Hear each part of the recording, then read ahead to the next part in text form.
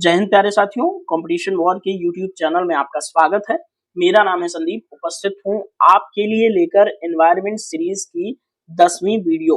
और आज की वीडियो में दोस्तों 9th वीडियो जो 9वीं हमारी क्लास थी वो थी भारत में जैव विविधता से रिलेटेड। तो 9वीं क्लास की कुछ बातें यहाँ पर छूट गई थी, जिसमें हमने 9वीं क्लास के अंदर IUCN देखा था और WPA यानी कि वाइल्ड लाइफ प्रोटेक्शन एक्ट 1972 हमने देखा था। भारत का जो जीव जंतुओं के संरक्षण के लिए पारित किया गया एक कानून है। ठीक है, अब इस वीडियो के अंदर दोस्तों हम IUCN और WPA के लिस्ट के अंदर शामिल जीवों की बातचीत करेंगे, देखेंगे जीव का नाम, उसके बाद उनका स्टेटस, फिर कहाँ पाई जाती है और उनकी विशेषता क्या है। इन सभी मुद्दों पर हम आपसे विस्तार पूर्वक बात करेंगे। साथ ही वीडियो के एंड में UPPCS से लेकर के तमाम स्टेट की परीक्षाओं में आए हुए भारत में जैव विविधता के संदर्भ में जो क्वेश्चन है, साथ ही UPSC जो हमारा सिविल सर्विस का एग्जाम होता है CSC का, उसके अंदर जो हमारे एनवायरमेंट से रिलेटेड क्वेश्चन पूछे जाते हैं उनको भी यहाँ पर PYQ के रूप में हम डिस्कस करेंगे। साथ ही प्रैक्टिस सेशन लेकर आएंगे जो कि आपके प्रीलिम्स के पॉइंट ऑफ व्यू से होगा बहुत अधिक इंपॉर्टेंट। तो दोस्तों, यदि आप चैनल पर नए हो, अभी भी आए हो, चैनल सब्सक्राइब नहीं किया है तो चैनल को जरूर सब्सक्राइब कीजिए, साथ ही बेल आइकन को हिट कीजिए और डिस्क्रिप्शन को जरूर पढ़िएगा। दोस्तों, डिस्क्रिप्शन के अंदर हमने रिसेंटली चैनल पर पोस्टेड वीडियोस के लिंक भी डाले हैं, हमारे टेलीग्राम ग्रुप का यहाँ पर लिंक है। ठीक है, और इस चैनल को आपसे एक रिक्वेस्ट करूंगा कि आप चैनल को विजिट कीजिए और चैनल पर तमाम प्लेलिस्ट बनाई गई हैं। उनमें एक प्लेलिस्ट है भारत में पर्यावरण एवं पारिस्थितिकी से संबंधित एक प्लेलिस्ट है, जिसमें अभी तक टोटल 10 वीडियोस अवेलेबल हैं। लगभग 20 वीडियो के अंदर हम एनवायरमेंट की पूरी क्लास को कवर अप करने वाले हैं। तो बहुत ही कम्प्रिहेंसिवली और शॉर्ट फॉर्म में वीडियोस डिस्कस हो रही हैं, आप लोग जरूर देखिएगा। आप किसी भी परीक्षा की तैयारी कर रहे हैं, आपके लिए अगर वहां पर एनवायरमेंट आता है तो ये वीडियोस आपके लिए इंपॉर्टेंट ही हैं, क्योंकि हम इसमें एक समग्रता से एनवायरमेंट को डिस्कस करने का प्रयास कर रहे हैं। तो दोस्तों, आइए चलिए बात करते हैं भारत में जैव विविधता के संदर्भ में IUCN और WPA लिस्ट में शामिल जीवों के बारे में।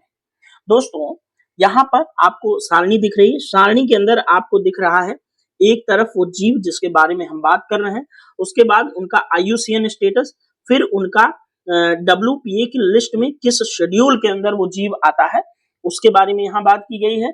फिर यहाँ पर आप ये समझ सकते हैं कि उस जीव का हम क्षेत्र भी आपसे डिस्कस कर रहे हैं, यानी कि वो किन क्षेत्रों में पाया जाता है और उस जीव की विशेषता क्या है, उस पर भी हम आपसे बात इस वीडियो में कर रहे हैं। तो ये देखिएगा, हम आपसे वो जीव का नाम, IUCN और WPA स्टेटस, क्षेत्र और विशेषता इस वीडियो के अंदर 1 by 1 डिस्कस करने वाले हैं। ध्यान रखिएगा, इस लिस्ट के अंदर IUCN और WPA में शामिल सभी प्रजातियां जो है डिस्कस की जाएंगी। आगे हम कुछ प्रजातियों को सिर्फ IUCN लिस्ट में जो शामिल है उनको डिस्कस करेंगे। तो चलिए 1 by 1 स्टार्ट करते हैं। और पहली प्रजाति है हमारी दोस्तों ग्रेट इंडियन बस्टर्ड। ठीक है, ग्रेट इंडियन बस्टर्ड दोस्तों IUCN की लिस्ट के अंदर क्रिटिकली इंडेंजर्ड है, यानी कि गंभीर रूप से संकटग्रस्त है, और WPA की लिस्ट में शेड्यूल 1 में यानी कि विशेष रूप से संरक्षित जीवों के अंदर शामिल किया जाता है। अब दोस्तों, अगर बात करें ग्रेट इंडियन बस्टर्ड के क्षेत्र की, तो ये भारत के राजस्थान, गुजरात, मध्य भारत और पूर्वी पाकिस्तान यानी कि गुजरात से रिलेटेड सिंध वाले आसपास या कच्छ वाले हिस्से में ये जीव पाया जाता है। ये एक बड़ा पक्षी है, जैसा कि तस्वीर में आप देख पा रहे हैं, घास के मैदानों में रहता है। उड़ान भरने में सक्षम होते हुए भी जमीन पर ये अधिक रहता है और एक विशालकाय पक्षी है, ये मैंने आपको बताया। ठीक है दोस्तों, भारत में इसके शिकार पर पूर्णतः प्रतिबंध है। भारत सरकार ने इसके संरक्षण के लिए काफी पैसे भी खर्च किए, और ये पक्षी दोस्तों उड़ने वाले सबसे भारी पक्षियों में से एक है, और ये आपको देखने में शुतुरमुर्ग जैसा प्रतीत होगा। ठीक है, ध्यान रखिएगा, इंपॉर्टेंट है। ग्रेट इंडियन बस्टर्ड से सवाल पहले भी पूछे गए हैं, आगे भी पूछे जाने की संभावना है, क्योंकि इसकी जो जनसंख्या है वो बहुत कम बची हुई है। ठीक है, एंड नेक्स्ट हमारा जो पक्षी प्रजाति है वो है जडौर कार्सन। ठीक है, जेरडॉन स्कार्सस के बारे में हम बात करें तो सेम टू सेम आपको ग्रेट इंडियन बस्टर्ड जैसा दिख रहा होगा, लेकिन कुछ जो है शरीर के जो रंग में डिफरेंस आपको यहाँ पर देखने को मिल रहा होगा। तो इसको दोस्तों IUCN के अंदर क्रिटिकली इंडेंजर्ड घोषित किया गया है और साथ ही WPA की सूची 1 में इसको विशेष रूप से संरक्षित जीवों में शामिल किया गया है। यदि बात करें इसके क्षेत्र की, तो ये दोस्तों आंध्र प्रदेश के उत्तरी क्षेत्र में पाए जाते हैं। पहले ये दोस्तों महाराष्ट्र में भी पाए जाते थे, लेकिन अब महाराष्ट्र में नहीं, आंध्र प्रदेश वाले क्षेत्र में जेरडॉन स्कार्सस आपको देखने को मिलते हैं। विशेषता ये है कि ये रात में सक्रिय रहता है, ठीक है, और शुष्क झाड़ी वाले क्षेत्रों में रहता है। और दोस्तों लंबा पैर और छलावरण कैमोफ्लाज रंग जो है इसका, यानी कि अपने जो है पर्यावरण के अनुसार जो है जो वहां का टेरेन है उस हिसाब से इसका जो है रंग भी है, इसलिए एक तरह से एक नेचुरली कैमोफ्लाज ये अपने आप को करके रखता है। तो जेरडॉन स्कार्सस के बारे में इतनी बातें आप लोग ध्यान में रखेंगे। नेक्स्ट चलते हैं हम साइबेरियन क्रेन की तरफ, साइबेरियन सारस की तरफ। बड़ा ही प्यारा सा पक्षी है साइबेरियन सारस, आप यहाँ पर देख पा रहे हैं। ये दोस्तों IUCN के अंदर क्रिटिकली इंडेंजर्ड है, ठीक है, ध्यान रखिएगा, गंभीर रूप से संकटग्रस्त है और WPA की अनुसूची 1 के अंदर ये शामिल जीव है साइबेरियन क्रेन, ठीक है। दोस्तों यदि साइबेरियन क्रेन की बात करें तो ये साइबेरिया से भारत के भरतपुर में जो केवलादेव राष्ट्रीय उद्यान की आर्द्रभूमि है उन क्षेत्रों में ये प्रवास करके आता है। दोस्तों इनका अगर आवास स्थान की बात करें तो आर्कटिक रूस वाला जो एरिया है और पश्चिमी साइबेरिया वाला एरिया जो है इनका निवास स्थल जो है होता है। और ये दोस्तों जैव विविधता की दृष्टिकोण से एक संकेतक प्रजाति है और भारत में दोस्तों इसे अंतिम बार 2002 में देखा गया था। और दोस्तों कहीं कहीं न्यूज में आपको देखने को मिलेगा साइबेरियन सारस, एकाध की संख्या में अगर आपको देखने को मिले तो मिले, नहीं तो ऑफिशियली डेटा ये है कि सन 2000 में ही ये देखने को मिला था, यानी कि कुछ तो ऐसी परिस्थितियां रही जो रूस से भारत आना इसने बंद कर दिया, ठीक है दोस्तों। अब इसके बाद हम एक और जीव की बात करें, मालाबार सिवेट की। इसको IUCN की सूची में क्रिटिकली इंडेंजर्ड और WPA की अनुसूची 1 में शामिल किया गया है।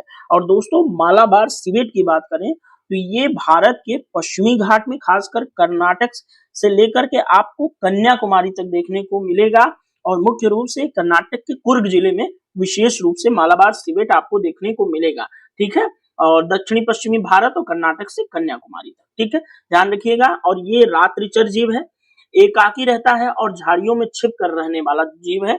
इसकी जनसंख्या बहुत कम है, इसलिए इसके संरक्षण की आवश्यकता है, ठीक है। तो मालाबार सिवेट के बारे में इतनी जानकारी आपको याद रखना है।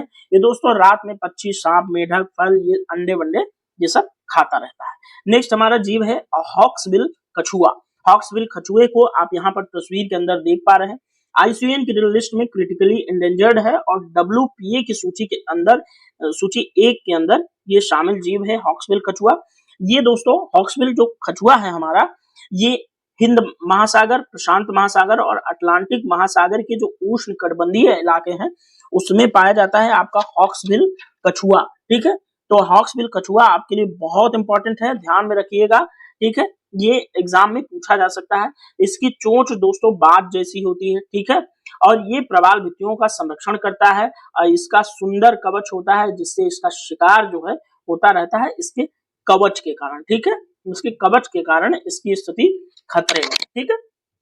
एंड नेक्स्ट चलते हैं हम दोस्तों उत्तरी टेरापिन, ये भी एक कछुए की प्रजाति है, इसको देखते हैं। तो IUCN के अंदर क्रिटिकली इंडेंजर्ड है और WPA की अनुसूची 1 के अंदर ये शामिल जीव है। उत्तरी टेरापिन की बात करें तो ये दोस्तों Bharat, Myanmar, Bangladesh, Cambodia, Indonesia और मलेशिया के क्षेत्रों में पाया जाने वाला एक कछुआ प्रजाति है। इसकी खासियत ये है चपटा खोल होता है और ये क्या करता है, मीठे पानी में रहना पसंद करता है उत्तरी टेरापिन, ठीक है। अब नेक्स्ट है हमारा दोस्तों ये घड़ियाल, और घड़ियाल को हम देखते हैं भारत में जो है कि बहुत शुमार जीवों में शामिल है और दोस्तों IUCN की लिस्ट में क्रिटिकली इंडेंजर्ड है घड़ियाल और WPA की शेड्यूल 1 में शामिल ये जीव है जो कि भारत के चंबल अभ्यारण्य, में उत्तर प्रदेश, राजस्थान व मध्य प्रदेश में पाया जाता है, जबकि कुछ घड़ियाल सोन, गंडक, हुगली और घाघरा नदियों में भी पाए जाते हैं। तो ध्यान में रखिएगा, मुख्य रूप से चंबल, गंगा और ब्रह्मपुत्र नदी में घड़ियाल देखने को मिलेंगे। दोस्तों, साफ नदी जिसका तट बलुआ हो और मछलियां इनका मुख्य भोजन हो, यानी कि साफ नदी में बलुए तट पर घड़ियाल रहना पसंद करते हैं। और नेक्स्ट हमारा जीव दोस्तों बहुत इंपॉर्टेंट है, ये हो सकता है आपसे इसी बार सवाल पूछा जाए कि ये है दोस्तों चाइनीज पेंगोलिन। ठीक है, चाइनीज पेंगोलिन, पेंगोलिन वैसे कई प्रकार के होते हैं, मुख्य रूप से हमने चाइनीज और भारतीय पेंगोलिन की ही इस वीडियो के अंदर बात की थी। तो दोस्तों पेंगोलिन जो है ना, चाइनीज पेंगोलिन क्रिटिकली इंडेंजर्ड है। ठीक है, जब पेंगोलिन की बात करेगा तब आप इसको क्रिटिकली इंडेंजर्ड नहीं लगाएंगे, नियर थ्रेटेन लगाएंगे, और चाइनीज पेंगोलिन की बात होगी तब आप इसको क्रिटिकली इंडेंजर्ड सूची में डालेंगे। ठीक है, और WPA की अनुसूची 1 के अंदर ये चाइनीज पेंगोलिन शामिल किया गया है। चाइनीज पेंगोलिन दोस्तों भारत के उत्तर पूर्वी राज्यों और बांग्लादेश जो कि भारत का पड़ोसी राज्य है पूर्व में, नेपाल उत्तर में पड़ोसी राज्य और दक्षिण में पड़ोसी राज्य श्रीलंका के अंदर पाया जाता है चाइनीज पेंगोलिन। इसका जो है कवच बड़ी मजबूत संरचना से बना होता है, कीड़ों को खाने की जो है क्षमता होती है।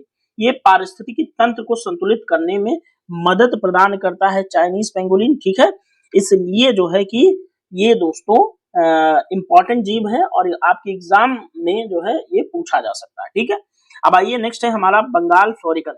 बंगाल फ्लोरिकन दोस्तों IUCN की लिस्ट में क्रिटिकली इंडेंजर्ड है और WPA की अनुसूची 1 के अंदर इसको शामिल किया गया है। बंगाल फ्लोरिकन भारत के पश्चिम बंगाल वाले इलाके में, क्योंकि जैसा कि नाम से ही विदित है, साथ ही नेपाल और दक्षिण पूर्व एशिया के देश कंबोडिया के अंदर पाया जाने वाला एक बड़ा प्यारा सा पक्षी है। और ये दोस्तों भारत के मुख्यतः असम, उत्तर प्रदेश और बिहार के जो घास के मैदान है वहां पर ये देखने को आपको मिलता है। और इसकी खासियत है इसका प्रजनन काल में किया जाने वाला अनोखा नृत्य। ये अपने प्रजनन काल में एक अनोखा नृत्य करता है और ये सवाल हो सकता है आपके एग्जाम में पूछ ले कि कौन सा पक्षी अपने प्रजनन काल में नृत्य करता है, तो आप याद रखेंगे बंगाल फ्लोरिकन को। दोस्तों नेक्स्ट हमारा जीव है पिग्मी हाग। पिग्मी हाग बहुत इंपॉर्टेंट है, सुअर की दुनिया की सबसे छोटी प्रजाति। ठीक है, IUCN की लिस्ट में इंडेंजर्ड सूची में है और WPA की अनुसूची 1 के अंदर ये जीव शामिल किया गया है। ठीक है, इंपॉर्टेंट है, ध्यान में रखिएगा। दोस्तों बंगाल, असम के तराई इलाके, मानस नेशनल पार्क जो है, मानस राष्ट्रीय उद्यान, उसमें पाया जाने वाला ये जीव है। ठीक है, और थोड़ा सा मैं आपको यहाँ पर ध्यान दिलाना चाहूंगा कि ये CR क्रिटिकली इंडेंजर्ड है।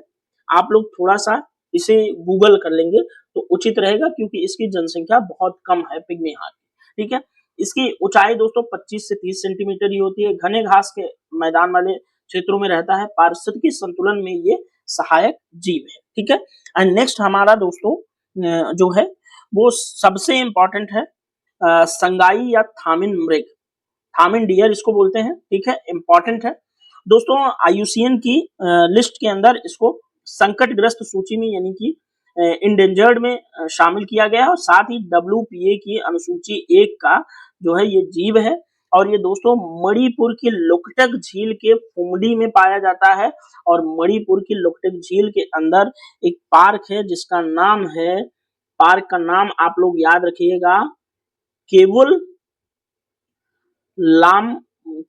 लाम्प झाओ। ठीक है, केवल लाम्प झाओ ये पार्क है, नेशनल पार्क है। ठीक है, इसके अंदर यानी कि मणिपुर की लोकटक झील के अंदर ये जीव पाया जाता है। यहाँ पर एक वनस्पति होती है फुमडी जो झील के ऊपर तैरती रहती है, और जब ये संगाई मृग यानी कि थामिन डियर जब उस फुमडी पर चलते हैं तो फुमडी क्योंकि फ्लोटिंग है और ऊपर नीचे होती रहती है तो आपको ये नृत्य करते हुए प्रतीत होंगे। ठीक है, तो इसको डांसिंग डियर भी कहेंगे, ध्यान में रखिएगा संगाई मृग को। ठीक है, केवल लामझाओ पार्क में पाया जाएगा। और साथ ही ये दोस्तों मणिपुर जो है, जहां पर ये झील है मणिपुर की झील, ठीक है, लोकटक, मणिपुर के अंदर मणिपुर का ये राज्य पशु भी है, ध्यान में रखिएगा। थामिन में इंपॉर्टेंट है। ठीक है, नृत्य करने वाला हिरण है, अर्धचाप के समान सींग है और नाजुक छाल होती है, इंपॉर्टेंट है, ध्यान में रखिएगा। और दोस्तों नेक्स्ट हमारा जीव है गंगा नदी का डॉल्फिन। और डॉल्फिन दोस्तों इंडेंजर्ड कैटेगरी में रखा गया है कि यानी कि संकटग्रस्त है। और WPA यानी कि हमारा जो भारत का वाइल्ड लाइफ प्रोटेक्शन एक्ट है 1972 उसकी अनुसूची 1 के अंदर ये हमारी गंगेटिक डॉल्फिन को रखा गया है। दोस्तों ये गंगा ब्रह्मपुत्र नदियों में पाया जाता है। साथ ही भारत के पड़ोसी देश नेपाल और बांग्लादेश के अंदर भी गंगेटिक डॉल्फिन आपको देखने को मिल जाएगी। ठीक है, इंपॉर्टेंट है, ध्यान में रखिएगा। इसकी विशेषता है बिना आंखें के ध्वनि तरंगों से शिकार करती है। यह जो है पारिस्थितिक तंत्र की सेहत का एक संकेतक है और भारत का राष्ट्रीय जलीय जीव भी है। गंगेटिक डॉल्फिन इंपॉर्टेंट है और डॉल्फिन के बारे में हमने पिछले वीडियो के अंदर विस्तार पूर्वक बात भी किया था। दोस्तों डॉल्फिन प्रजाति जो है खतरे में भी है क्योंकि जल प्रदूषण हो रहा है, मछली के पकड़ने वाली जाल में फंस जाते हैं, नदियों में गाद जमा होता है, कई बार तेल प्राप्त करने के लिए इनका शिकार किया जाता है। ठीक है, जिनकी वजह से इनकी संख्या जो है वो काफी कम होती जा रही है।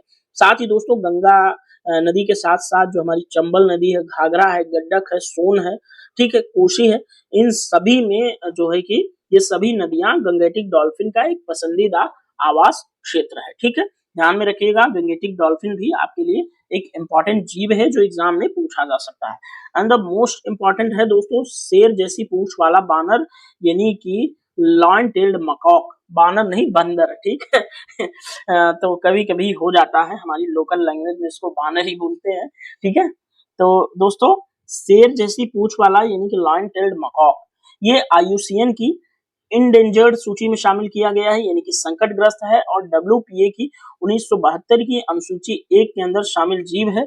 ये मुख्य रूप से दोस्तों ये सिंह पुच्छी बंदर जो है ये एग्जाम में पहले पूछा जा चुका है और ये भारत के पश्चिमी घाट के जो वर्षावन है उसमें मुख्य रूप से पाया जाता है और वहां का क्या है एंडेमिक है, स्थानिक है, ध्यान में रखिएगा, स्थानिक प्रजाति है। ठीक है, पश्चिमी घाट की।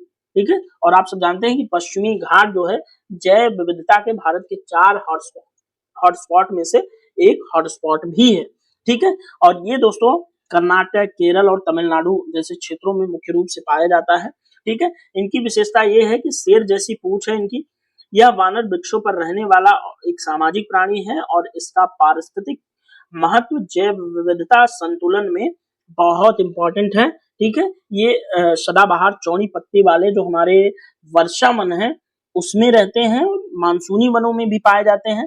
मनुष्यों के संपर्क में आने से ये काफी ज्यादा बचते हैं ये वाले बंदर। ठीक है, इंपॉर्टेंट है, ध्यान में रखिएगा। नेक्स्ट जीव है दोस्तों हमारा नीलगिरी ताहर, IUCN लिस्ट के अंदर इंडेंजर्ड है यानी कि संकटग्रस्त है और साथ ही WPA यानी कि वाइल्ड लाइफ प्रोटेक्शन एक्ट 1972 के अनुसूची 1 के अंदर शामिल जीव है। ठीक है, नीलगिरी ताहर ये दोस्तों पश्चिमी घाट में विशेष रूप से तमिलनाडु और केरल के नीलगिरी और अन्नामलाई पहाड़ों पर पाया जाता है। और आप लोग एक चीज और ध्यान में रखेंगे, जो तमिलनाडु है वो तमिलनाडु का राजकीय पशु भी है नीलगिरी ताहर। ठीक है, तमिलनाडु का क्या है, राजकीय पशु है, ध्यान में रखिएगा, इंपॉर्टेंट है।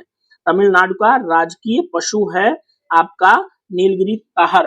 ठीक है, और नीलगिरी जो पहाड़ियां हैं दोस्तों ध्यान में रखना है जो है कि ये पूर्वी और पश्चिमी घाट के मिलन बिंदु पर स्थित है और नीलगिरी पहाड़ियों में ही एक प्रसिद्ध जनजाति पाई जाती है जिसका नाम है क्या, टोडा।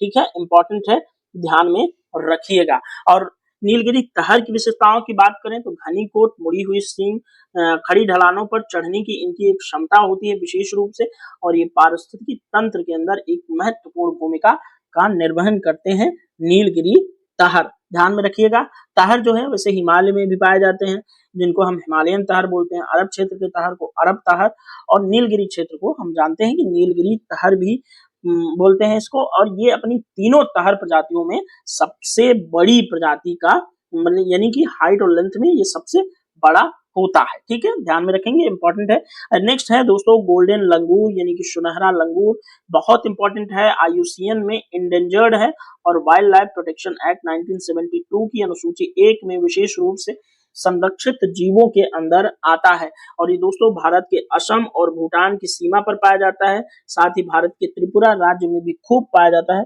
सुनहरा लंगूर और ये दोस्तों जो है ये ऊंचे पेड़ों पर रहना पसंद करता है। सामान्यतः ये ग्रुप में चलते हैं और इनके सुनहली केसरिया चमकदार त्वचा जो है इनकी सबसे खास विशेषता है।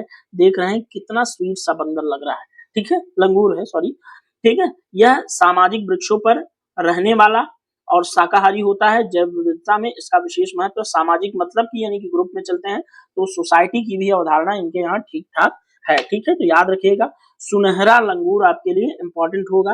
एंड नेक्स्ट है हमारा दोस्तों रेड पांडा, लाल पांडा, ठीक है। पांडा बहुत प्यारा सा जीव है, आपने टीवी वगैरह में देखा होगा, बड़ा अच्छा लगता है। और दोस्तों IUCN की कैटेगरी जो इंडेंजर्ड कैटेगरी है यानी कि संकटग्रस्त, उसके अंदर शामिल है लाल पांडा और WPA 1972 के शेड्यूल 1 में शामिल है रेड पांडा।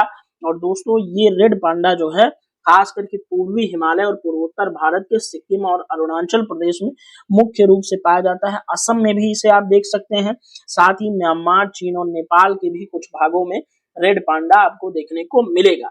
इसकी विशेषताओं की बात करें तो लाल भूरे फर, लंबी पूंछ, वृक्षों पर चढ़ने की क्षमता इन्हें खास बनाती है। ये बांस खाता है और पर्यावरण संतुलन में एक अहम भूमिका अदा करता है। तो ध्यान में रखिएगा इस स्वीट से जीव को जिसका नाम है लाल पांडा, रेड पांडा, ठीक है, इंपॉर्टेंट है, ध्यान में रखेंगे। नेक्स्ट है हमारा दोस्तों टाइगर, द इम्पोर्टेंट टाइगर यानी कि बाघ। और दोस्तों IUCN की कैटेगरी में ये इंडेंजर्ड है, संकटग्रस्त है और 1972 के WPA की अनुसूची 1 के अंदर शामिल जीव है जो हमारा टाइगर है, ठीक है। टाइगर इंपॉर्टेंट होता है दोस्तों भारत के लिए, क्योंकि भारत ने टाइगर को ध्यान में रखते हुए सन 1973 में प्रोजेक्ट टाइगर चलाया था, ठीक है, ध्यान में रखेंगे, इंपॉर्टेंट होगा प्रोजेक्ट टाइगर। और दोस्तों टाइगर भारत के सुंदरबन और मध्य भारत, असम, मध्य एशिया, दक्षिण पश्चिमी और पूर्वी एशिया में पाए जाने वाला जीव है। खाद्य श्रृंखला में ये शीर्ष शिकारी है जो कि पारिस्थितिकी संतुलन बनाए रखता है और भारत का राष्ट्रीय पशु भी है टाइगर, इंपॉर्टेंट है, ध्यान में रखिएगा टाइगर को, ठीक है। दोस्तों टाइगर आपके लिए बहुत इंपॉर्टेंट जीव है, ठीक है। अब नेक्स्ट है हमारा दोस्तों चिंकारा, ठीक है, इंडियन गैजल, चिंकारा, चिंकारा को हम देखेंगे। और चिंकारा दोस्तों IUCN की लीस्ट कंसर्न सूची में शामिल है, ठीक है, लीस्ट कंसर्न सूची में शामिल है और 1972 की अनुसूची 1 के अंदर आता है आपका चिंकारा, ठीक है। चिंकारा इंपॉर्टेंट होगा। भारत, पाकिस्तान और ईरान के शुष्क घास के मैदानों और रेगिस्तानी क्षेत्रों में पाया जाता है चिंकारा, ठीक है। और दोस्तों ये जो है कि हल्का भूरा रंग का होता है, पतला शरीर होता है, बड़ी और काली आंखें होती हैं और ये पारिस्थितिकी संतुलन बनाए रखने में महत्वपूर्ण एक जीव है। चिंकारा देखने में बहुत स्वीट सा लग रहा है और आपके लिए काफी इंपॉर्टेंट ये चिंकारा जीव है, ठीक है। नेक्स्ट में आगे बढ़ेंगे और देखेंगे भौंकने वाला हिरण को, बार्किंग डियर को। IUCN में लीस्ट कंसर्न के अंदर शामिल है और WPA की 1972 की शेड्यूल 3 में है, ध्यान में रखिएगा, शेड्यूल 3 में आता है भौंकने वाला हिरण यानी कि बार्किंग डियर, ठीक है, बार्किंग डियर। और दोस्तों ये एशिया के वनों में पेरियार राष्ट्रीय उद्यान जो केरल का है और संजय गांधी राष्ट्रीय उद्यान जो कि महाराष्ट्र के अंदर है, उसमें ये मुख्य रूप से जो है कि पाया जाने वाला जीव है भौंकने वाला हिरण, ध्यान में रखेंगे, इंपॉर्टेंट होगा ये, ठीक है। और दोस्तों ये इसका जो है भौंकने की जो कला है यानी कि कुत्ते के जैसे ये आवाज में भौंकता है जब कोई खतरा होता है। स्वभाव एकाकी होता है, क्षेत्रीय स्वभाव होता है यानी कि बहुत ज्यादा बड़े क्षेत्र में ये विचरण नहीं करता। इनकी विशेषता छोटी सींग और तेज आवाज, वही जो कुत्ते जैसे भौंकने की आवाज है वही इनकी विशेषता के अंदर शामिल है, ठीक है। नेक्स्ट हमारा जीव है दोस्तों नीलगाय। नीलगाय आप सब ने देखा होगा बहुत करीब से, ठीक है, सभी के खेतों में, खासकर उत्तर भारतीय राज्यों में आपको नीलगाय मुख्य रूप से देखने को मिलेंगे, ठीक है। और ये खेतों में जब घुस जाते हैं तो पूरी की पूरी खड़ी फसल को बर्बाद करके ही बाहर निकलते हैं। नीलगाय काफी झुंड में चलते हैं, आप सब जानते हैं। IUCN में लीस्ट कंसर्न है, ठीक है, ध्यान में रखिएगा। 1972 की अनुसूची 3 के अंदर शामिल किया गया है। नेपाल, पाकिस्तान, भारत, खासकर MP, UP और बिहार जो उत्तर भारतीय राज्य है, मैंने पहले ही बताया, वहां खूब भर भर के नीलगाय आपको देखने को मिलेंगे, ठीक है। ध्यान में रखेंगे कि ये घास के मैदानों और खुले क्षेत्रों में पाए जाते हैं। प्रमुख विशेषता नीला भूरा रंग, लंबी टांगे, ये पारिस्थितिकी संतुलन को बनाए रखने में महत्वपूर्ण होते हैं। नेक्स्ट हमारा जीव है दोस्तों तेंदुआ, यानी कि लेपर्ड। लेपर्ड है दोस्तों वल्नरेबल कैटेगरी में, यानी कि सुभेद्य है। ध्यान में रखिएगा, आईयूसीएन की कैटेगरी के अंदर सुभेद्य है तेंदुआ, और डब्ल्यूपीए की अनुसूची 1 के अंदर जो है तेंदुआ को शामिल किया जाता है। तेंदुआ की बात करें तो ये दोस्तों दक्षिण पश्चिमी एशिया, अफ्रीका के उप सहारा क्षेत्र, साथ ही चीन, जावा, श्रीलंका में पाया जाता है। और भारत के विशेष संदर्भ में बात करें तो भारत में सर्वाधिक जनसंख्या तेंदुआ की एमपी के अंदर, यानी कि मध्य प्रदेश के अंदर पाई जाती है। इनका अवैध व्यापार और वनों का ह्रास इनकी संख्या में कमी का सबसे बड़ा कारण है। और भारत ने ही दोस्तों तेंदुओं की गणना भी पहली ही बार जारी की थी, और यह घने जंगलों, पहाड़ियों और घास के मैदानों में रहता है। ठीक है, और पेड़ों पर चढ़ने की क्षमता होती है। ध्यान में रखिएगा, कई लोग तो कहते हैं कि एक ठीक ठाक 20-25 किलो, 30 किलो के एक व्यक्ति को भी लेकर के ये पेड़ पे चढ़ने की क्षमता रखता है तेंदुआ। ठीक है, एंड नेक्स्ट हमारा दोस्तों तेंदुआ से ही रिलेटेड है हिम तेंदुआ। ठीक है, तेंदुआ ही है, इसको हम स्नो लेपर्ड भी बोलते हैं। ठीक है, और ये आईयूसीएन की कैटेगरी में वल्नरेबल है, सुभेद्य है, और डब्ल्यूपीए की 1972 की अनुसूची 1 के अंदर शामिल जीव है हिम तेंदुआ। और दोस्तों ये हिमालय और मध्य एशिया के ऊंचे पर्वतीय क्षेत्रों में आपको देखने को मिलेगा हिम तेंदुआ। ठीक है, और दोस्तों हिम तेंदुआ एकांत प्रिय, रात्रिचौर और एक शानदार शिकारी है। पारिस्थितिकी में इसका महत्व है, शिकार श्रृंखला यानी कि जो हमारी खाद्य श्रृंखला है उसमें शीर्ष ये जीव है, और इसको पहाड़ों का भूत भी कहा जाता है, और ये काफी शर्मीला जीव भी है। सोचिए, शर्मीला जीव और इतना खूंखार। खैर जोक सपाट, चलते हैं आगे बढ़ते हैं दूसरे जीव की तरफ। बड़ा ही खूबसूरत सा जीव समुद्री गाय इसको बोलते हैं, और इसको हम डुगोंग के नाम से जानते हैं, जिसका उपनाम है समुद्री गाय। क्यों कहा जाता है? क्योंकि ये शाकाहारी है, और समुद्र के जो प्लैंक्टन्स वगैरह होते हैं, फाइटोप्लैंक्टन्स यानी कि जो पत्तियां वगैरह होती हैं उन्हीं को खाता है, इसलिए हम इसको समुद्री गाय बोलते हैं। आईयूसीएन की सूची में ये वल्नरेबल है, इंपॉर्टेंट है, ध्यान में रखिएगा। और डब्ल्यूपीए 1972 की अनुसूची 1 के अंदर ये जीव को शामिल किया गया है। ठीक है, उष्णकटिबंधीय और उपोष्णकटिबंधीय समुद्रों में खासकर रहता है। भारत के अंडमान निकोबार, तमिलनाडु और उड़ीसा तटों पर ये मुख्य रूप से आपको देखने को मिलेगा। गुजरात के तट पर भी आप जो है कि डुगोंग को देख सकते हैं। और दोस्तों आप सब जानते हैं रेड सी के बारे में, लाल सागर के बारे में। ठीक है, लाल सागर, तो लाल सागर के अंदर डुगोंग की सबसे अधिक जनसंख्या पाई जाती है, ध्यान में रखिएगा। और इनकी विशेषता की बात करें तो इनका थूथन बहुत बड़ा होता है, घास खाने की आदत होती है, समुद्री पारिस्थितिकी तंत्र के लिए महत्वपूर्ण होते हैं, शाकाहारी हैं, समुद्री क्या है, स्तनधारी हैं, स्तनपायी है, इंपॉर्टेंट है, ध्यान में रखेंगे। नेक्स्ट है दोस्तों हमारा जीव है सांभर। सांभर आप सब जानते हैं। ठीक है, तो सांभर के बारे में आइए थोड़ी सी हम बातचीत कर लेते हैं। ठीक है, सांभर दोस्तों आईयूसीएन की वल्नरेबल कैटेगरी के अंदर शामिल किया गया है, और डब्ल्यूपीए की अनुसूची 3 में इसको रखा गया है। सांभर को इंपॉर्टेंट होगा, ध्यान में रखिएगा। ये विशेष रूप से एशिया में फैला है, खासकर भारत, नेपाल और श्रीलंका में ये आपको जरूर देखने को मिलेगा। भूटान में भी इसकी जनसंख्या देखने को मिलेगी। भारत के पूर्वोत्तर राज्यों में मुख्य रूप से आपको सांभर देखने को मिलेगा। इसकी विशेषता बड़ा आकार, मजबूत शरीर, गहरे भूरे रंग, और ये पारिस्थितिकी तंत्र में शाकाहारी के रूप में अपनी भूमिका अदा करता है। साथ ही ये घने जंगलों और घास के मैदानों में पाया जाने वाला एक जीव है सांभर। और सांभर का जो आवास है उसका अतिक्रमण हो रहा है, शिकार भी हो रहा है, इसलिए ये प्रजाति जो है दोस्तों खतरे में है। नेक्स्ट है हमारा दोस्तों चीता। ठीक है, चीता महत्वपूर्ण है क्योंकि भारत में नहीं पाया जाता, इसलिए महत्वपूर्ण है। चीतों को हम भारत के मध्य प्रदेश के कुनो राष्ट्रीय उद्यान के अंदर बसाए हैं, क्योंकि हम अपने यहाँ चीतों की जनसंख्या को बढ़ाना चाहते हैं। तो चीता की बात करें तो आईयूसीएन की कैटेगरी में वल्नरेबल है। ठीक है, डब्ल्यूपीए की 1972 की अनुसूची 1 के अंदर शामिल जीव है। भारत में अब प्राकृतिक रूप से चीता नहीं पाया जाता, इसीलिए मैं कह रहा हूं कि अफ्रीका से हमने चीतों को मंगाया है। ठीक है, और दोस्तों अफ्रीका और ईरान के कुछ भागों में चीता अभी भी पाए जाते हैं, इसलिए हमने अफ्रीका से चीतों को लाया है, और भारत के मध्य प्रदेश कुनो राष्ट्रीय उद्यान में बसाया है, आप सब जानते ही हैं। और इनकी विशेषता इनकी गति है, तेज स्पीड में ये दौड़ते हैं। पारिस्थितिकी तंत्र के अंदर शिकारियों की खाद्य श्रृंखला के शीर्ष जीव है। ठीक है, ध्यान में रखेंगे चीतों के बारे में। ठीक है, इंपॉर्टेंट है। 1952 के आसपास चीता भारत में विलुप्त हो गए थे, ध्यान में रखिएगा, इंपॉर्टेंट होगी ये चीजें। ठीक है, विश्व का सबसे तेज दौड़ने वाला स्थलीय पशु है, इसलिए हमने इसकी स्पीड के लिए इसको जो है कि जाना विशेष रूप से।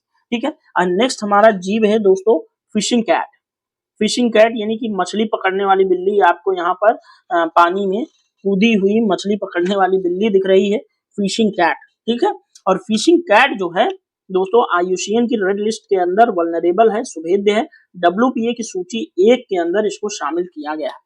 फिशिंग कैट मुख्य रूप से आपको देखने को मिलेगी भारत, नेपाल और बांग्लादेश के अंदर, साथ ही श्रीलंका के दलदली इलाकों में, क्योंकि जहां पानी कम होगा वहीं पर फिशिंग कैट को मछली मिलेगी।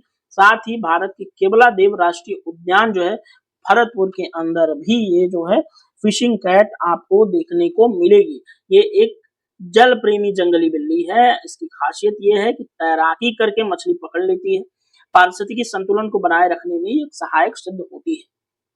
नेक्स्ट है हमारा दोस्तों भारतीय बाइसन, या इसको गौर भी बोलते हैं। ठीक है, सांड जैसी एक प्रजाति है, इसको देख रहे हैं IUCN की लिस्ट में वल्नरेबल है, सुभेद्य है, और भारत के वाइल्ड लाइफ प्रोटेक्शन एक्ट 1972 की अनुसूची 1 के अंदर विशेष रूप से संरक्षित जीवों के रूप में शामिल किया गया है। भारत के पश्चिमी घाट, मध्य भारत और पूर्वोत्तर क्षेत्रों में मुख्य रूप से भारतीय बाइसन या गौर पाया जाता है। साथ ही दक्षिणी और दक्षिण पूर्वी एशिया के सदाबहार और पर्णपाती और सवाना वनों में भी आपको ये देखने को मिलेगा। इसकी कद काठी देख रहे हैं, एकदम जिम किया हुआ है, मजबूत होती है, गहरा भूरा रंग होता है, पारिस्थितिकी तंत्र में प्रमुख शाकाहारी है, और इसकी सींग जो है बड़ी प्यारी होती है, और औषधीय महत्व के कारण इसका शिकार भी जो है किया जाता है। इंपॉर्टेंट है, ध्यान में रखिएगा।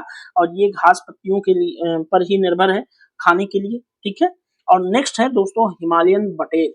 हिमालयन बटेर बड़े ही प्यारे से दिखने वाले जीव हैं। इसको थोड़ा इरेज करूंगा तो आपको दिखेगा।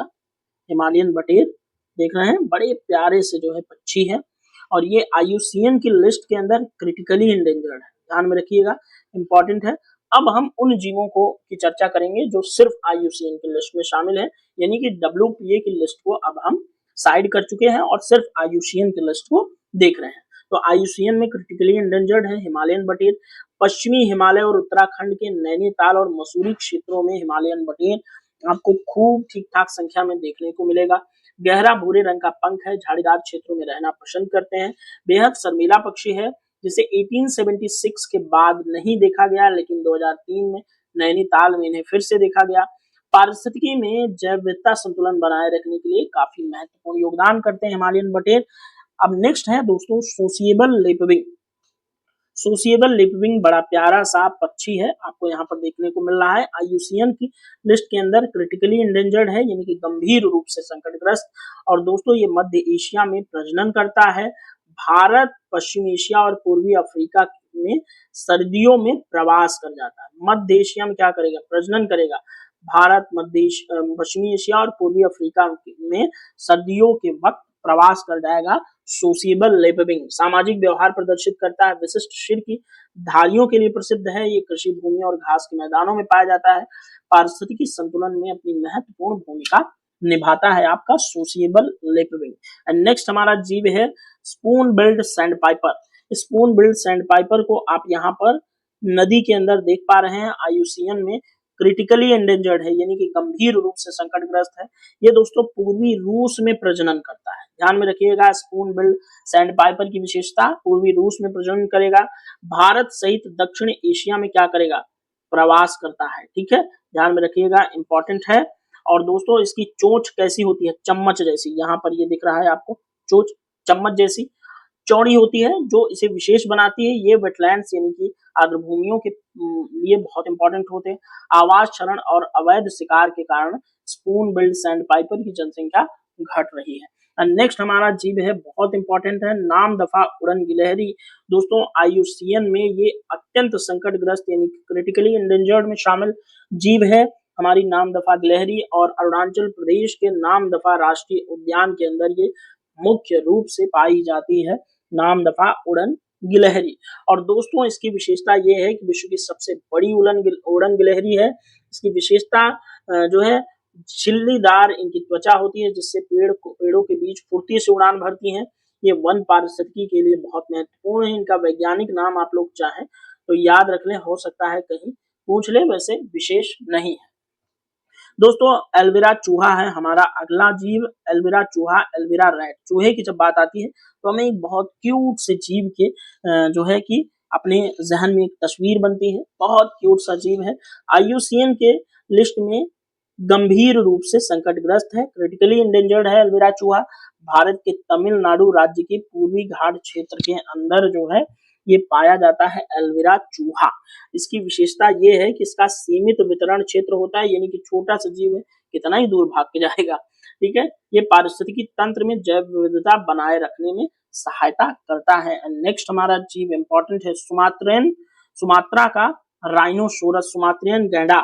सुमात्रियन गैंडा के बारे में बात करें तो IUCN की लिस्ट में क्रिटिकली इंडेंजर्ड है, इंपॉर्टेंट है, ध्यान में रखिएगा। इसकी तस्वीर आप देखिए, और ये दोस्तों आपको जो हमारा वन हॉर्न राइनो है, यानी कि एक सींग वाला गैंडा जो हमारे काजीरंगा में पाया जाता है, उससे बिल्कुल भिन्न आपको नजर आता है।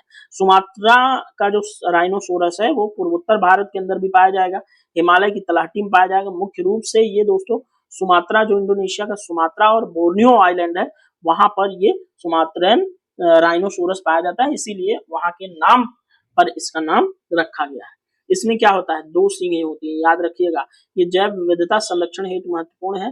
अत्यधिक शिकार और आवास में हानि के कारण इसका जो है मामला संकट में है। ठीक है, और बहुत कम प्रजाति अब बची है।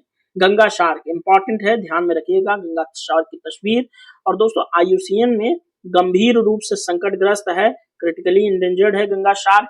गंगा ब्रह्मपुत्र नदी प्रणालियों में पाई जाती है, साथ ही भारत के पड़ोसी देश म्यांमार में भी गंगा शार्क जो है आपको देखने को मिलेगी।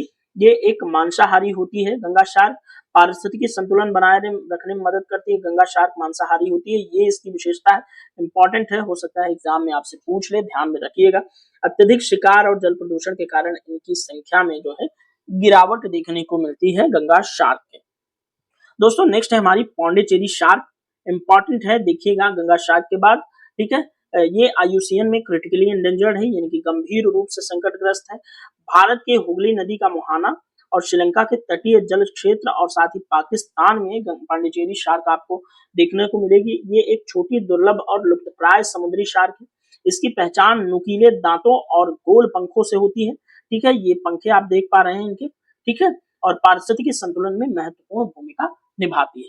साथ ही नेक्स्ट हमारा जो आउल है, आउलेट, फॉरेस्ट आउलेट, उल्लू की एक प्रजाति है, IUCN में क्रिटिकली इंडेंजर्ड है, यानी कि गंभीर रूप से संकटग्रस्त है। और दोस्तों ये जो है भारत में मध्य प्रदेश, महाराष्ट्र और छत्तीसगढ़ के जंगलों में फॉरेस्ट आउलेट आपको देखने को मिलेगा।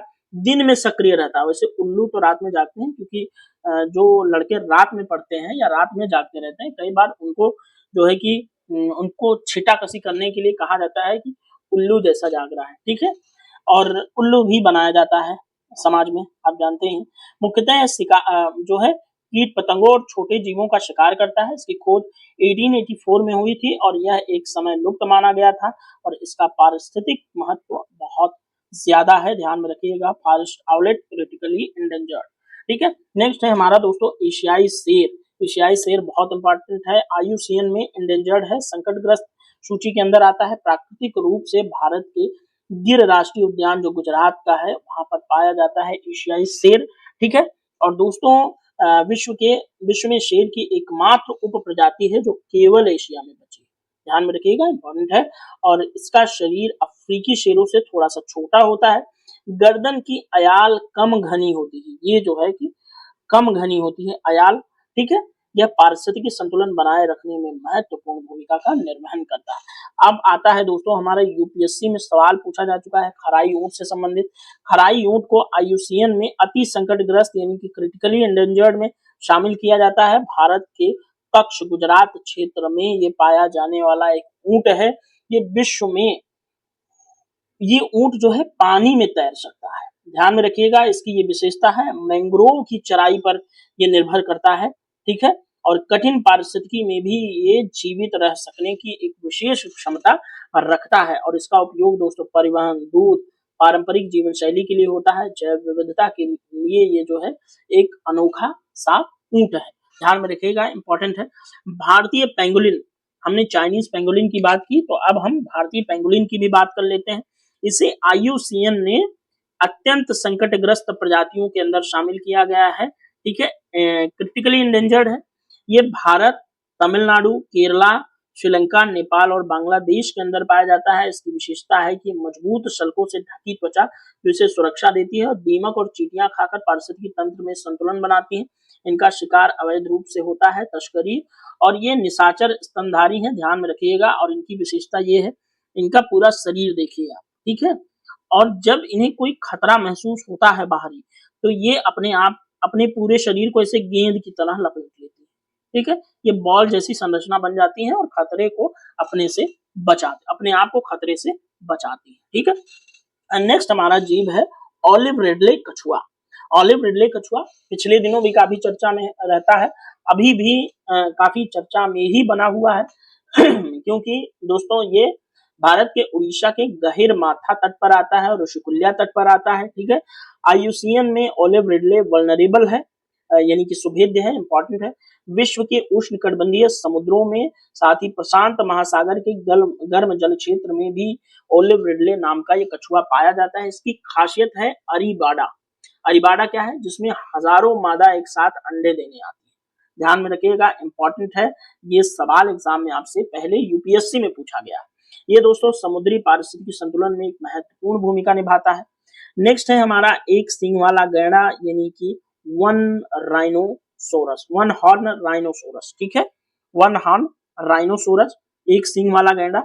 ये IUCN में असुरक्षित है, वल्नरेबल है, ध्यान में रखिएगा, इंपॉर्टेंट है, सुभेद्य है। भारत के असम, पश्चिम बंगाल, नेपाल, भूटान, बांग्लादेश, पाकिस्तान में पाया जाता है।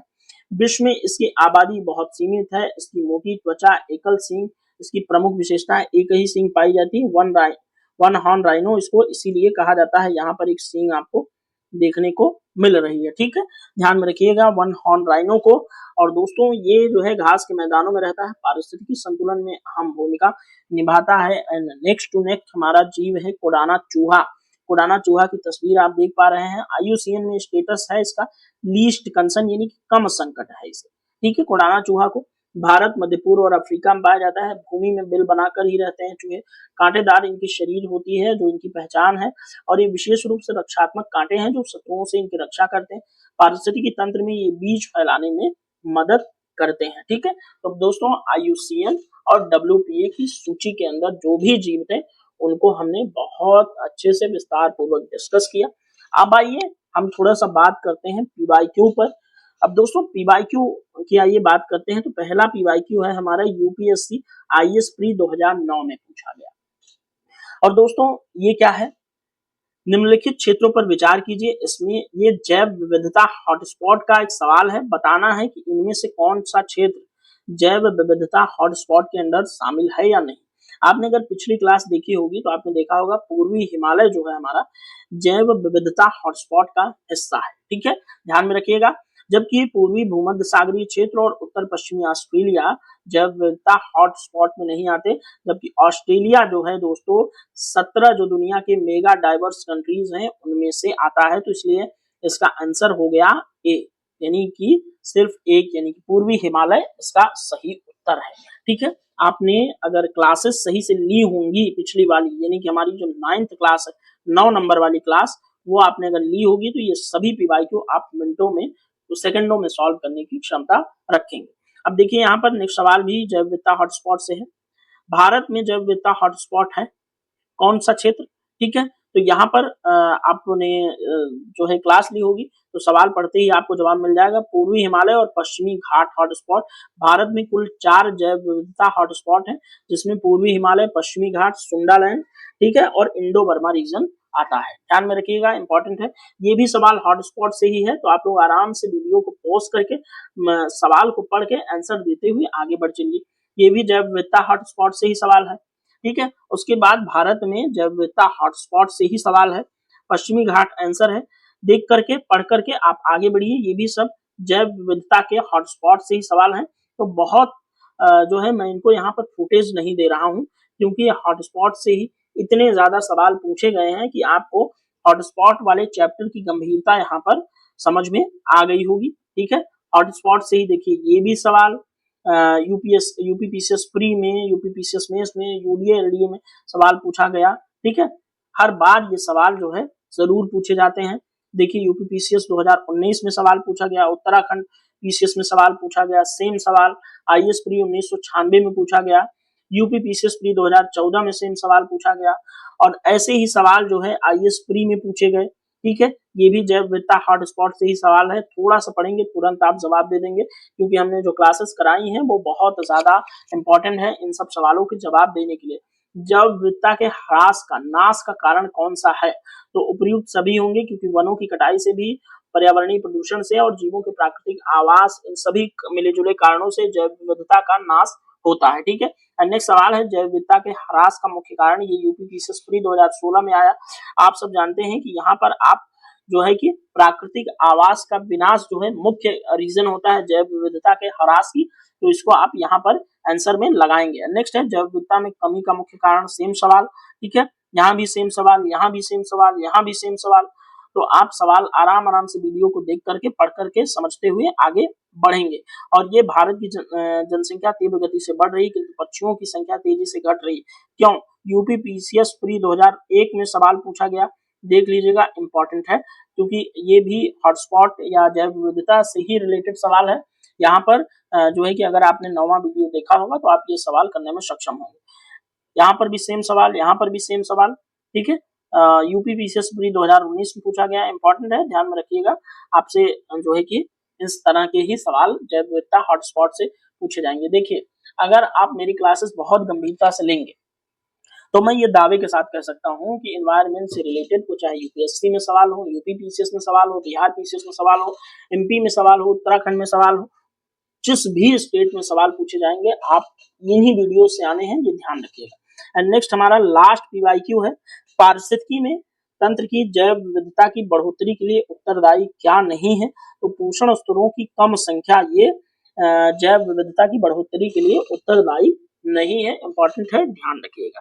अब दोस्तों यहाँ में आपने कहा होगा, आपने सोचा होगा कि सिर्फ हमने प्रीलिम्स के सवाल ही डिस्कस किए, तो हमारा मेंस वाला सवाल जो जैव विविधता से रिलेटेड टॉपिक से आएगा वो कहाँ गया? तो मेंस वाले सवाल के लिए बस एक वीडियो और पेशेंस रखिए, नेक्स्ट वीडियो में मेंस के ढेर सारे सवाल जो जैव विविधता से रिलेटेड है वो आपके लिए लेकर आने वाला हूँ। अब आइए थोड़ा सा जो है कि प्रैक्टिस सेशन कर लेते हैं। प्रैक्टिस सेशन ये पूरा आपके लिए होता है। पहला सवाल मैं पढ़ देता हूं, मैं करा देता हूं, एंड नेक्स्ट जितने भी सवाल हैं वो आपको ही करने हैं, क्योंकि ये सारे प्रैक्टिस सेशन जो है, प्रैक्टिस सेशन से संबंधित जो 10 से 12 हम सवाल लेकर आए हैं, ये सभी हमारी 9th नंबर की जो क्लास है, 9वीं क्लास, उन्हीं से जो है बेस्ड है। ठीक है, पहला सवाल ध्यान में रखिए, निम्नलिखित में से कौन सा भारत का एक हॉटस्पॉट क्षेत्र है? तो आप सब जानते हैं पूर्वी हिमालय जो है भारत का एक हॉटस्पॉट रीजन है। ठीक है, खराई ऊंट से सवाल है, अभी हमने जब आईयूसीएन की, ठीक है, आईयूसीएन की लिस्ट हमने जब डिस्कस की तो खराई ऊंट के बारे में हमने जो है कि बताया था, तो इसकी एक विशेषता हमने डिस्कस की थी आपसे, इंपॉर्टेंट है, ध्यान में रखिएगा। नेक्स्ट सवाल आपका आईयूसीएन के रेड लिस्ट के अत्यंत संकटग्रस्त प्रजाति से है, देख लीजिएगा। एक डॉल्फिन से सवाल है, डॉल्फिन का भी सवाल आप लोग देख लीजिएगा। साथ ही कशेरुकी वर्ग के प्राणियों में के किन प्राणियों के जीवन में द्वैध आवास चक्र दिखाता है? ये भी सवाल आप ध्यान में रखिएगा, क्योंकि उभयचर जो है आंसर होगा, जल थल दोनों में रहने वाले। ठीक है, एम्फीबियस। ठीक है, और ये कौन सी संरचना केवल कशेरुकी प्राणियों में होती है? तो ये भी सवाल आपके लिए इंपॉर्टेंट है, ध्यान में रखिएगा। एंड नेक्स्ट सवाल है आपका कशेरुकी जंतुओं को लेकर, देख लीजिएगा। अकशेरुकी जंतुओं जो समुद्री पारिस्थितिकी के लिए इंपॉर्टेंट होते हैं, बायो इंडिकेटर्स, उनके लिए सवाल है, आप देख लीजिएगा। यहाँ पर नेक्स्ट सवाल आपका आएगा दोस्तों जो है कि ब्रायोफाइट से, ब्रायोफाइट में भी मैंने आपको खूब अच्छे से समझाया होगा, अगर समझ में आया होगा तो आप सवाल करने में सक्षम होंगे।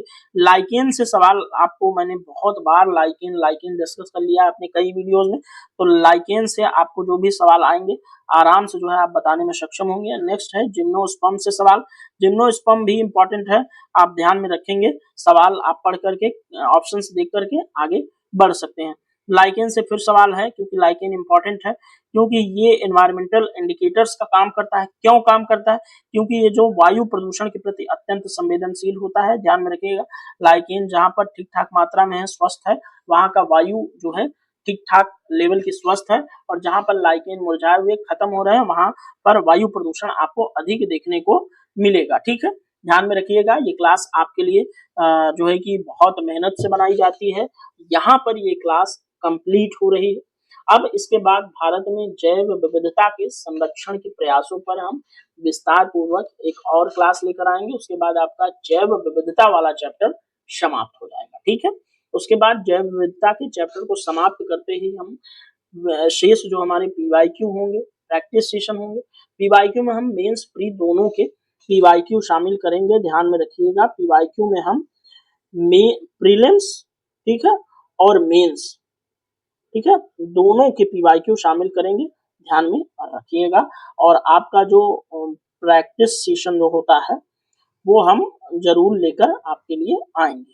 ठीक है, तो दोस्तों ये क्लास यही कंप्लीट होती है। अगर क्लास पसंद आए तो आप वीडियो को लाइक जरूर कीजिएगा, चैनल सब्सक्राइब कीजिएगा, वीडियो में कमेंट आप जरूर कीजिएगा। अगर कुछ सुधार चाहिए या फिर कुछ मिस्टेक हुआ है तो आप इन मिस्टेक्स की तरफ हमारा ध्यान आकर्षण कराएंगे, तो हम मिस्टेक्स को अगली क्लासेस में सुधार लेंगे। वैसे अपनी तरफ से तो कोशिश की जाती है किसी भी तरह का कोई मिस्टेक न हो, क्योंकि ये फुल पैकेज में एक आपको प्लेलिस्ट मिल रही है, इसलिए इसमें एकदम न की गुंजाइश होती है कि हम इसमें गलतियां नहीं करते। ठीक है, तो चलिए इस क्लास में इतना ही, मिलेंगे नेक्स्ट वीडियो में।